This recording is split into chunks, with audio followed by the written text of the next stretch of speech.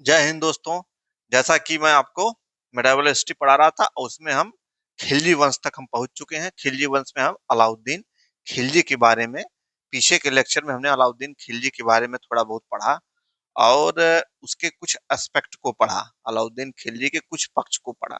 ठीक, उसी संबंध में मैं कुछ क्वेश्चन उसी संबंध में आपसे पूछता हूँ कि क्या आपको लेक्चर याद है, उससे आप क्या क्वेश्चन हल कर पा रहे हैं कि नहीं कर पा रहे हैं। जैसे एक क्वेश्चन मैं आपसे पूछूं कि सबसे ज्यादा हिस्सा खुम्स में किस शासक ने लिया। फिर इसके बाद पूछूं आपसे कि 50% राजस्व किसने वसूला, भूमि भू राजस्व किसने वसूला। दाग एवं हुलिया की प्रथा किसने लाया। फिर इसके बाद आपसे पूछूं कि सैन्य सुधार किसने किया। ये तमाम चीजें किससे संबंधित हैं। घरी कर, चरी कर, फिर इसके बाद खालसा भूमि का विस्तार किस किस राजा के समय सबसे ज्यादा हुआ। ये सारी चीजें किससे संबंधित है, अलाउद्दीन खिलजी से संबंधित है। वो लेक्चर आप जाके देखेंगे तो एकदम आपको रटने की जरूरत नहीं पड़ेगी, आपको एकदम याद हो जाएगा। ठीक, तो अलाउद्दीन से संबंधित आज हम अलाउद्दीन खिलजी के विजयों के बारे में पढ़ेंगे और उसको भी हम दो हिस्सों में बांट के पढ़ेंगे, उत्तर भारत की विजय और दक्षिण भारत की विजय, कि अलाउद्दीन खिलजी कैसे विजय करता है। ठीक, तो आइए थोड़ा सा बोर्ड पे समझिए इसको, पहले इसको कंसेप्ट समझिए कि कैसे क्या इसका सिस्टम है। जैसे मान लीजिए कि ये मैंने एक मैप बनाया है, अभी इधर मत देखिए, अभी बस आप पहले समझ लीजिए, एक छोटा सा कंसेप्ट पहले समझिए फिर आगे हम बढ़ते हैं। जैसे ये मैंने एक मैप बनाया, ठीक, अब यहाँ मान लीजिए कोई यहाँ दिल्ली है। ठीक, अब दिल्ली में कोई शासक बैठा है, यहाँ पे मैंने क्या बताया, दिल्ली है। अब दिल्ली में कोई शासक यहाँ बैठा है। ठीक, तो कोई भी शासक हो, पहले जब उत्तर भारत को जीत लेगा तभी तो दक्षिण भारत को जीतेगा। क्यों? क्योंकि बीच में रास्ते में कोई व्यवधान उत्पन्न न हो। ये जो रास्ता है, रास्ते में कोई व्यवधान न उत्पन्न हो। दिल्ली सल्तनत में अलाउद्दीन खिलजी उत्तर से दक्षिण जाता है, और आगे जब मुगल काल पढ़ेंगे तो उसमें भी उत्तर से दक्षिण लोग जाते हैं। तो क्यों पहले उत्तर, जो भी राजा है, चाहे दिल्ली सल्तनत का अलाउद्दीन खिलजी हो, वो भी पहले उत्तर का जीतता है फिर दक्षिण जाता है। क्यों? क्योंकि रास्ते में कोई व्यवधान उत्पन्न ना हो। इसी प्रकार मुगल वंश में भी आप जब जाएंगे तो उसमें भी पहले सब उत्तर के राज्यों को जीतेंगे, उत्तर भारत जीतेंगे, इसके बाद तब दक्षिण की तरफ जाएंगे, क्योंकि बीच में उत्तर से दक्षिण जाने में कोई व्यवधान न उत्पन्न हो। ठीक, तो कोई भी राजा होगा वो पहले उत्तर भारत की विजय करेगा फिर दक्षिण भारत की तरफ कूच करेगा। ठीक है, तो ये छोटा सा एक कंसेप्ट है। तो इसी प्रकार अलाउद्दीन खिलजी क्या करता है, इसी प्रकार अलाउद्दीन खिलजी जो है ये भी पहले क्या करता है, पहले उत्तर भारत की विजय करता है। इसमें तीन है, गुजरात, रणथंबोर, चित्तौड़। 1299, 1301, 1303। और फिर इसके बाद दक्षिण भारत की विजय करता है, इसमें चार है। ठीक, अभी आपको ये सब आप नोट कर लीजिएगा, लेकिन मैं आपको बताऊं कि अभी आपको बस ऐसे मैं मैप से समझाऊंगा और उस मैप से आप दिमाग में रखेंगे तो कुछ भी नहीं भूलेंगे। ठीक, तो पहले तो ये दिमाग में रख लीजिए कि कोई भी राजा हो, चाहे दिल्ली सल्तनत का चाहे मुगल वंश का, कोई भी हो, वो पहले उत्तर भारत की विजय करेगा, इसके बाद ही दक्षिण भारत जाएगा। क्यों? क्योंकि बीच में रास्ते में कोई व्यवधान उत्पन्न ना हो। ठीक, ये छोटा सा कंसेप्ट ये होगा। इसी प्रकार अलाउद्दीन खिलजी क्या करता है कि पहले उत्तर भारत की विजय करता है फिर दक्षिण भारत की विजय करता है। ठीक, तो अब आइए इसको थोड़ा सा मैप से समझते हैं। थोड़ा सा मैप से समझेंगे ना तो अच्छा। अब दक्षिण भारत की विजय में आप देखेंगे, उत्तर भारत की विजय में कुल चार सेनापति हैं, लेकिन वो महत्वपूर्ण नहीं है। उत्तर भारत की विजय में अलाउद्दीन खिलजी के कुल चार सेनापति हैं, जो मुख्य सेनापति चार सेनापति हैं, उलूग खां, हयात खां, ऐसे करके है। लेकिन ये लोग महत्वपूर्ण नहीं है, इसलिए इनके बारे में मैं नहीं बताऊंगा, बस आप जान लीजिए कि चार सेनापति। और दक्षिण भारत की विजय में एक सेनापति है जो कि बहुत ही महत्वपूर्ण है। क्या नाम है उसका? क्या नाम है उसका? मलिक काफूर। आप पद्मावत मूवी देखे होंगे तो उसमें एक मलिक काफूर रहता है। वो दक्षिण भारत की विजय के लिए जाना जाता है। ये अलाउद्दीन खिलजी का सेनापति था, जो कि दक्षिण भारत की विजय के लिए जाना जाता है। ठीक, मलिक काफूर उसका नाम है, दिमाग में रखेंगे। ठीक।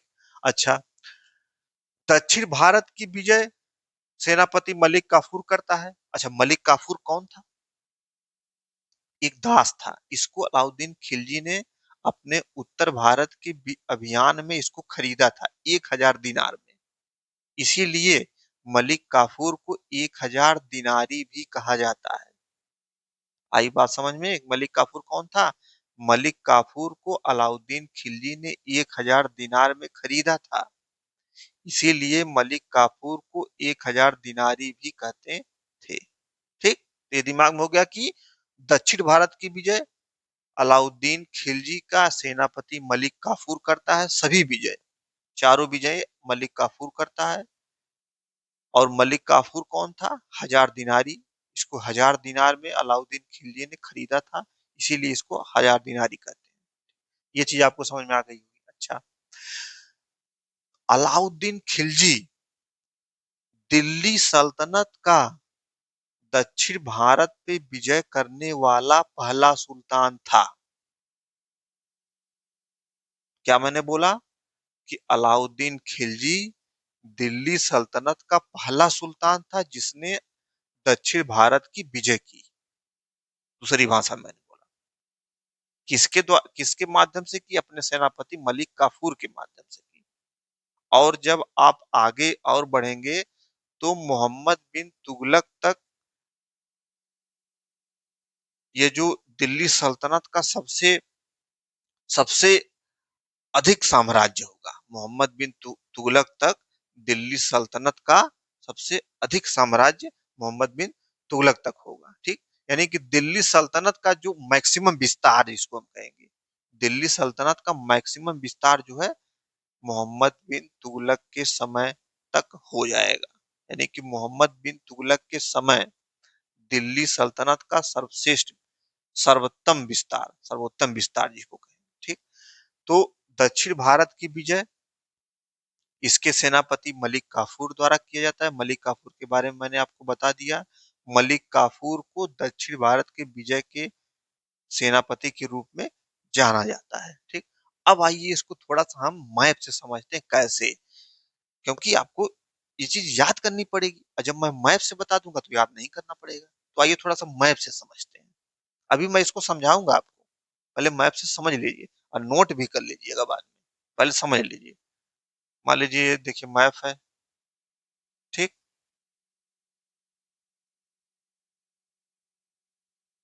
अब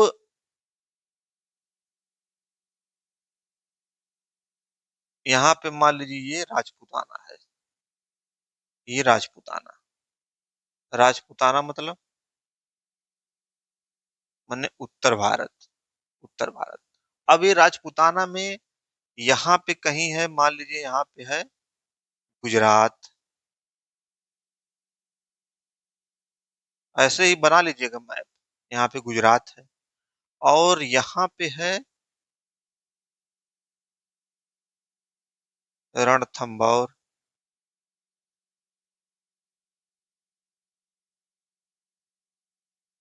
यहाँ पे रणथंभौर है और यही नीचे जो है चित्तौड़गढ़ है।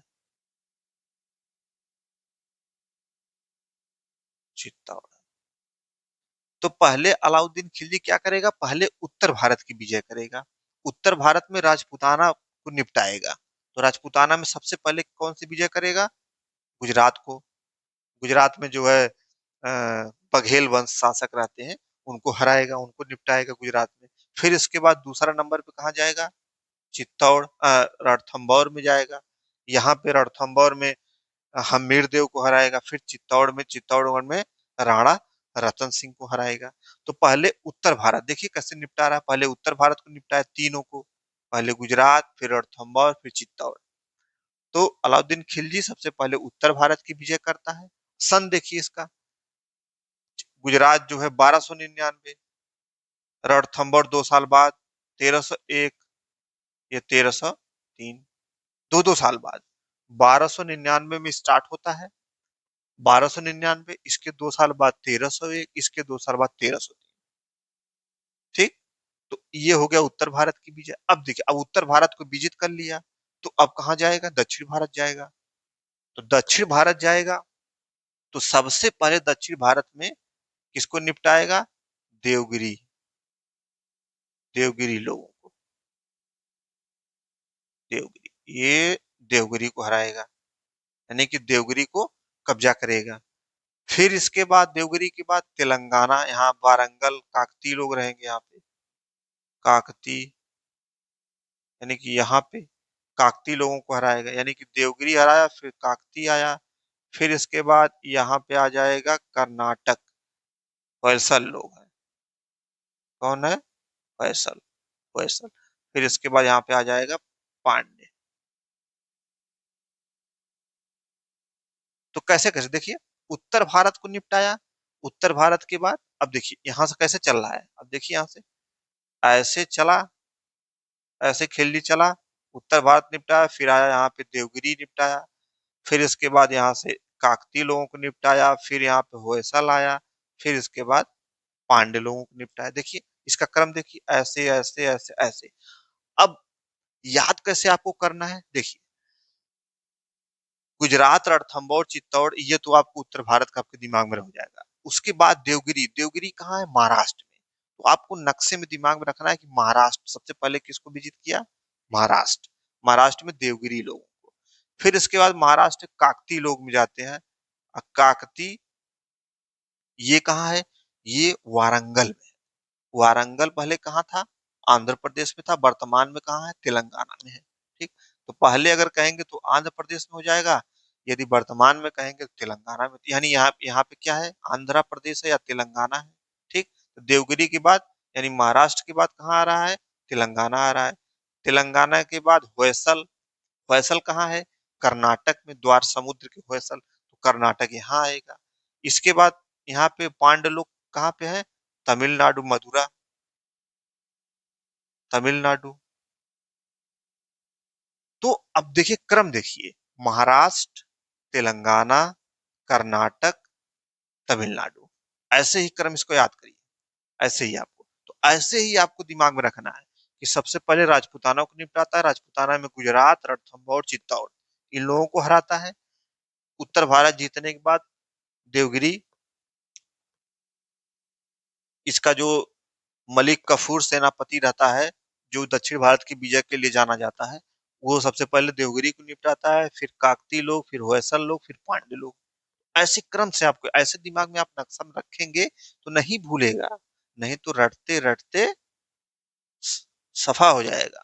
ठीक, अब ईयर भी जान लीजिए, ईयर कैसे आपको दिमाग में रखना है? देखिए यहाँ पे मैंने लिखा ना, उत्तर भारत की विजय, तो सबसे पहले 1299, फिर उसके 2 साल बाद 1301, फिर उसके 2 साल बाद 1303, अब 1303 के बाद 4 साल बाद 1307, यहाँ देखिए 4 साल बाद 1307, फिर दो साल बाद 1309, 1311, 1311। अच्छा, एक गलती से 1311 नहीं लिखा, 1311 दोनों है ही।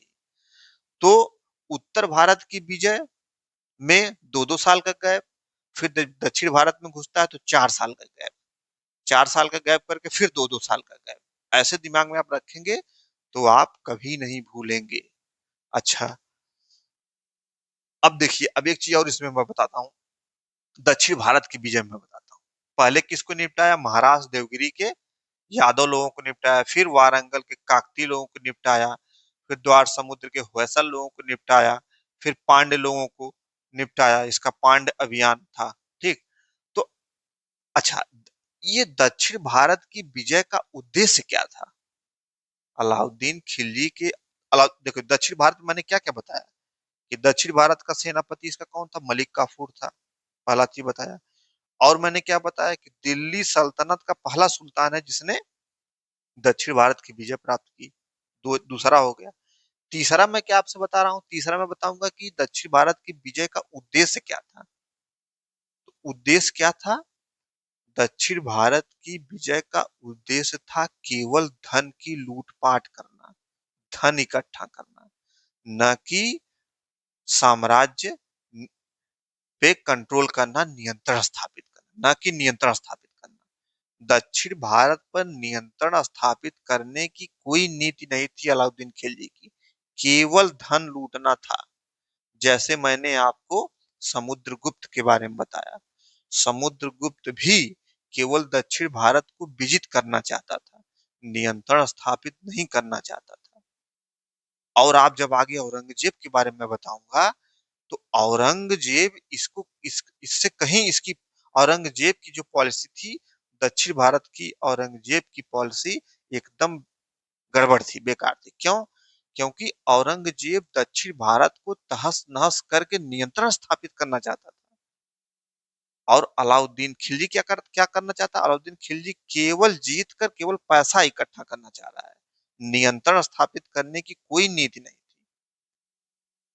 औरंगजेब क्या करेगा कि यह दक्षिण भारत को, जितने भी राज्य हैं सबको तहस नहस करके किसी भी हालत में उस पर नियंत्रण स्थापित करना चाहता था। और इसी चक्कर में औरंगजेब के अंतिम उम्र के अंतिम 25 वर्ष दक्षिण भारत में ही बीतते हैं, और वहीं पे उसकी कब्र भी बन जाती है। यानी अंतिम 25 वर्ष अपना औरंगजेब कहाँ बिताता है? दक्षिण भारत बिताता है, और वहीं पे निपट भी जाता है दक्षिण भारत। इसीलिए कहा जाता है कि औरंगजेब की दक्षिण भारत की नीति जो है वो बहुत गड़बड़ थी, बहुत अच्छी नहीं थी। लेकिन अलाउद्दीन खिलजी की नीति औरंगजेब की तुलना में अच्छी बताई जाती है दक्षिण भारत की। क्यों? क्योंकि औरंगजेब कोई नियंत्रण नहीं अलाउद्दीन खिलजी कोई नियंत्रण नहीं करना चाहता था, वो केवल धन लूटपाट करना चाहता था बस। लेकिन औरंगजेब नियंत्रण करेगा, और सब कुछ, मतलब सारा उसका कहेगा कि मैं नियंत्रण भी करूंगा, सब कुछ करूंगा, मुझे केवल धन नहीं लूटना, मुझे नियंत्रण भी करना। उसी चक्कर में उसके अंतिम 25 वर्ष दक्षिण भारत में बीतते हैं, और वहीं उसकी कब्र बन जाती है। ठीक। तो दक्षिण भारत की, अलाउद्दीन खिलजी की दक्षिण भारत की नीति बहुत अच्छी थी, और औरंगजेब की दक्षिण भारत की नीति बहुत ही गड़बड़ थी। ठीक। तो अब देखिए, अभी ये चीज आपको, अभी सारी चीजें आपको कैसे समझ में आएगी? कैसे? मैंने जो आपको बताया कि दक्षिण भारत की विजय में क्या क्या देखना है, एक तो देखना है कि दक्षिण भारत की विजय का उद्देश्य क्या था, धन की लूटपाट करना, न कि राज्य पे नियंत्रण करना। पहला चीज। दक्षिण भारत की विजय में इसके सेनापति कौन था? मलिक काफूर था। मलिक काफूर कौन था ये भी मैंने बताया। ठीक। दिल्ली सल्तनत का पहला सुल्तान है अलाउद्दीन खिलजी, जिसने दक्षिण भारत की विजय प्राप्त की। ठीक। तो ये दक्षिण भारत में आप, अच्छा, याद कैसे करना है? पहले राजपूताना को निपटाया, नहीं उत्तर भारत को निपटाया। फिर इसके बाद दक्षिण भारत में घुसा तो सबसे पहले महाराष्ट्र, देवगिरी के यादव लोगों को, फिर काकती, वारंगल के काकती लोगों को, फिर होयसल कर्नाटक में है, फिर पांड्य, मदुरई। तो ऐसे दिमाग में आप रखेंगे। अच्छा, एक बार यूपीएससी में क्वेश्चन भी पूछा, मलिक काफूर का दे दिया कि मलिक काफूर ने दक्षिण भारत की विजय का कैसे कैसे की, ऐसे केवल बना के मैप में दे दिया और बताया कि कहाँ कौन कौन कहाँ है। ऐसे को तो ये मैप अगर आपको याद रहेगा तो नहीं भूलेगा कभी, कभी नहीं भूल सकता। ऐसे ही आपको दिमाग में रखना कि हाँ, पहले राजपूताना, जिसमें गुजरात, रणथंबोर, चित्तौड़। ठीक। फिर इसके बाद दक्षिण भारत में घुसता है। दक्षिण भारत का सेनापति मलिक काफूर रहता है। उत्तर भारत में जो सेनापति थे कुल 4 थे, लेकिन उन 4 इंपॉर्टेंट नहीं है, उनको आपको नहीं याद करना है। अब ये नहीं कसम खा के, माँ कसम खाऊंगा उन चारों को भी रटूंगा, तब तो गए आप। जो मेन टॉपिक है वही पढ़िए, जो रेलिवेंट है वही पढ़िए, फालतू चीजें ना पढ़िए, क्योंकि इतिहास में पढ़ने की लिमिट नहीं है। ठीक। आप चाहेंगे तो दक्षिण भारत पे एक बुक लिखी गई, उसी को पढ़िए, पूरा पढ़ते रहिए 6 महीने तक। ठीक है, तो ध्यान में ये रखना है, केवल रेलिवेंट चीजों को पढ़ना है। अच्छा, अब आइए इसको मैं हम लोग देखते हैं क्या मैंने ये लिखा है, तब आपकी समझ में आएगा कि हाँ ये क्या है। तो उत्तर भारत की विजय, गुजरात, रणथंभौर, चित्तौड़, 2-2 साल। 1299, उसके 2 साल बाद 1301, उसके 2 साल बाद 1303। ये तो हो गया उत्तर भारत की विजय। दक्षिण भारत की विजय, देवगिरी के यादव लोग 1307। अच्छा, उत्तर भारत से जब दक्षिण भारत में घुसता है तो उसको 4 वर्ष का गैप है, उसके विजय में 4 वर्ष का गैप है। देखिए, 1303 है, अब आता है 1307, यानी कि 4 वर्ष बाद। बाकी में 2-2 साल का है। बाकी सभी विजयों में 2-2 साल का अंतर है, चाहे उत्तर भारत की हो चाहे दक्षिण भारत की हो। लेकिन जब उत्तर से दक्षिण जाता है तो वो 4 साल का अंतर है। ऐसे ही आपको दिमाग में रखना है, ऐसे आपको वर्ष याद रहेगा। 1307, 1309, 1311 और अंतिम वाला भी 1311। महाराष्ट्र के देवगिरी की यादव, तेलंगाना वारंगल काकती, कर्नाटक द्वार समुद्र के फैसल, तमिलनाडु पांड्य अभियान। अब आइए इसको थोड़ा, इसके राजा शासक कौन कौन थे इनको भी हम देख लेते हैं। राज्य, ये उत्तर भारत का मैंने बनाया है, इधर वाला जो है ये दक्षिण भारत का है। राज्य शासक वर्ष, तो सबसे पहले उत्तर भारत में जो राजपूताना लोग रहते तो उसमें गुजरात के बघेल वंश के शासक एक कर्णदेव रहते हैं। इनको 1299 में इनको निपटाता है कौन, अलाउद्दीन खिलजी इनको निपटाता है। फिर इसके बाद रणथंभौर में हमीर देव रहते हैं, इनको हराता है 1301 में। 1299 देखिए, 1299 दो जोड़ दीजिए, इसमें भी दो जोड़ दीजिए, देखिए 2-2 साल का गैप है। चित्तौड़गढ़ में राणा रतन सिंह को गुहिलाउत बंसी है, ये राणा रतन सिंह को हराता है, ये गुहिलाउत बंसी है। अच्छा, अब देखिए, राणा रतन सिंह पे मूवी बनी है क्या, पद्मावत। तो क्या आप देखिए कि ये छोटा सा एक एक विजय है उसकी। तो क्या अलाउद्दीन खिलजी का केवल बस ये इतना ही है, यही एक विजय? इतनी सारी चीजें मैंने बताई, पीछे के लेक्चर में मैंने सारी चीजें बताई, और आज मैं बता रहा हूं। तो सोचिए कि अलाउद्दीन खिलजी का 0.1% भी मूवी में नहीं दिखाया है। अन्याय किए हैं अलाउद्दीन खिलजी के साथ। ठीक, सारी चीजें दिखा दे तो मूवी बहुत बेस्ट बनती। अच्छा, आगे देखिए, क्रम संख्या, राज्य, राजधानी, शासक वर्ष, ये दक्षिण भारत का है। यादव, यादव लोग थे, देवगिरी के यादव लोग महाराष्ट्र में थे। इन लोगों को जो सबसे पहले निपटाता है दक्षिण भारत में, रामचंद्र देव शासक थे, और इनके पुत्र ही आगे चल के शंकर देव बने। इनको भी हराता है 1307। और इसमें इसमें भी देखिए 2 साल का अंतर, इसमें भी देखिए दो, ये 1311, 1311 ही है। ठीक, 2-2 साल का अंतर। अच्छा, काकती, वारंगल के काकती तेलंगाना में है ये, वर्तमान में तेलंगाना, ये वर्तमान में महाराष्ट्र। इसके शासक हैं प्रताप रुद्रदेव द्वितीय, 1309 ईस्वी में। होयसल, द्वार समुद्र के होयसल, द्वार समुद्र वर्तमान में कहा है, हेलेबीट। कर्नाटक राज्य के जिला हासन में हेलेबीट है। अच्छा, हेलेबीट में तमाम मंदिर है, मंदिरों के लिए प्रसिद्ध हेलेबीट। ठीक, तो द्वार समुद्र के होयसल लोग, इनका शासक है वीर बल्लार तुर्की को हराता है 1311। आगे पांड्य, मदुरा इनकी राजधानी है, तमिलनाडु में, वर्तमान में तमिलनाडु में है। अच्छा, वीर पांड्य, इसमें क्या था कि वीर पांड्य और सुंदर पांड्य ये दोनों भाई थे, इन दोनों भाइयों के बीच में संघर्ष चल रहा था। तो मलिक काफूर क्या करता है कि सुंदर पांड्य का साथ देता है। ठीक, और 1311 ईस्वी में पांड्य को भी जीतता है। अब इसको आप ऐसे ही बना लीजिए। अच्छा, अगर ऐसे आप थोड़ा सा, मैं आपको एक फार्मूला भी बता देता हूँ याद करने का। वर्ष तो आपको याद रहेगा, वर्ष में कोई कंफ्यूजन नहीं होगी। 2-2 साल का, फिर जब दक्षिण भारत में प्रवेश करके 4 साल, फिर 2-2 साल, ऐसे करके आप याद कर लीजिए। और राज्यों को कैसे याद करेंगे, एक मैं आपको फार्मूला बताता हूँ, उसी हिसाब से आप याद कर लीजिए। फार्मूला क्या है, देवर हो पांड्य जैसा। देवर मतलब समझ रहे हैं भाई, आप भी किसी के देवर होंगे या आपके कोई देवर होगा। ठीक, तो देवर का मतलब आप समझ रहे होंगे। तो देखो, देखिए, दे से देवगिरी, वर से वारंगल, ह से होयसल, प से पांड, फर्स्ट, सेकंड, थर्ड, फोर्थ, ये दक्षिण भारत के जो राज्य है, ऐसे ही आप याद कर लीजिए, देवर हो पांडे जैसा, देवर हो पांडे जैसा। दे से देवगिरी, वर से वारंगल, दूसरा हो से होयसल, प से पांड्य। तो ऐसे आप याद कर सकते हैं, बाकी आपको मैप से आप दिमाग में रखेंगे, कोई कंफ्यूजन नहीं होगा। ठीक, तो ये हो गया अलाउद्दीन खिलजी का विजय अभियान। उत्तर भारत, दक्षिण भारत, ऐसे दिमाग में रखना है। अलाउद्दीन खिलजी ने उत्तर भारत की विजय की, फिर दक्षिण भारत में घुसता है। उत्तर भारत में कुल 3, गुजरात, रणथंभौर, चित्तौड़। फिर इसके बाद दक्षिण भारत में जाता है और देवर हो पांड्य। ऐसे करके आप दिमाग में रखेंगे। वर्ष कैसे रखेंगे?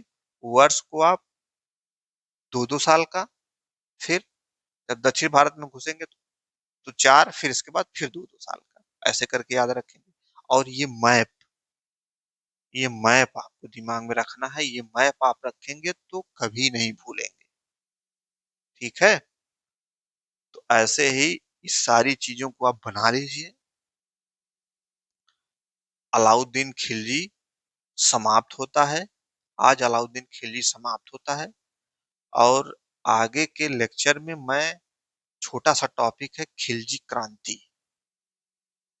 खिलजियों के समय क्रांति हुई, क्या हुई क्रांति, उसके बारे में बताऊंगा, खिलजी क्रांति के बारे में। इसके बाद खिलजी वंश हो जाएगा समाप्त। मुबारक शाह खिलजी के बारे में बहुत ज्यादा कुछ है नहीं, कोई इंपॉर्टेंस भी उसका नहीं है, इसलिए उसके बारे में हम लोगों को नहीं पढ़ना है। अब मैंने ये बोल दिया कि नहीं पढ़ना है, तो आप कहेंगे नहीं मैं माँ कसम खाऊंगा और उसको भी पूरा लिख डालूंगा। नहीं भाई, मुबारक शाह खिलजी का कोई इंपॉर्टेंस नहीं है, एग्जाम की दृष्टि से एकदम महत्वपूर्ण नहीं है। खिलजियों में केवल अलाउद्दीन खिलजी महत्वपूर्ण है। ठीक, आगे हम खिलजी क्रांति के बारे में पढ़ेंगे। ठीक है, तो मिलते हैं आपसे अगले लेक्चर में। Thank you.